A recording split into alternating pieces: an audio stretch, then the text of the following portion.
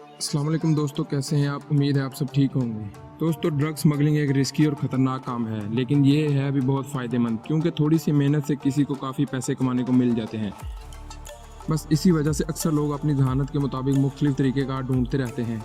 दोस्तों, आज हम बात करेंगे दुनिया में कुछ अजीबो-गरीब स्मगलिंग के तरीके जो कामयाब भी हुए लेकिन एक दिन पकड़े ही गए, और इनमें से ज़्यादा पिछले 2 से 3 सालों में पकड़े गए हैं। दोस्तों, सबसे पहले तो बात करते हैं कोलंबियन औरत की, जिसने अपने ब्रेस्ट में ऑपरेशन के ज़रिए 1 किलोग्राम कोकेन भरवाई और जर्मनी ले जाने की कोशिश की, लेकिन एयरपोर्ट ऑफिशियल ने जब उसे पकड़ा तो उसने इतराफ़ किया कि उसने ये काम अपने बच्चों के लिए किया है।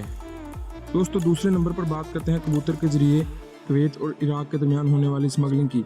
ये एक आम तरीक़ाकार है करीबी ममालिक के दरमियान छोटे लेवल की स्मगलिंग का, क्योंकि कबूतर को बॉर्डर क्रॉस करने से रोकना एक बहुत मुश्किल काम है। 2017 में कुवैत ऑफिशियल ने कबूतर को पकड़ा, जिसके ऊपर एक बैग में 178 पार्टी ड्रग्स की गोलियां थी। दोस्तों, इसके अलावा 2017 में ब्राज़ील की जेल में एक कबूतर मोबाइल स्मगलिंग करते हुए भी पकड़ा गया था।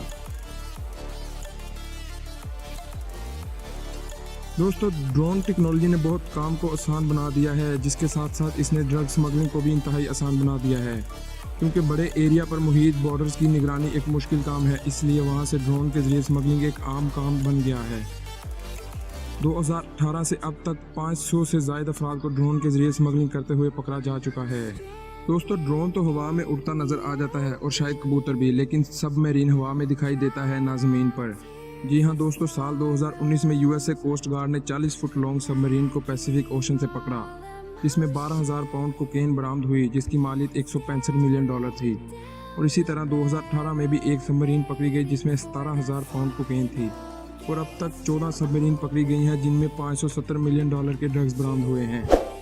दोस्तों, वीडियो अच्छी लगी हो तो चैनल को सब्सक्राइब करें, बेल आइकन को दबाएं ताकि मज़ीद इन्फॉर्मेटिव वीडियोज़ आप तक सबसे पहले पहुँच सकें। शुक्रिया।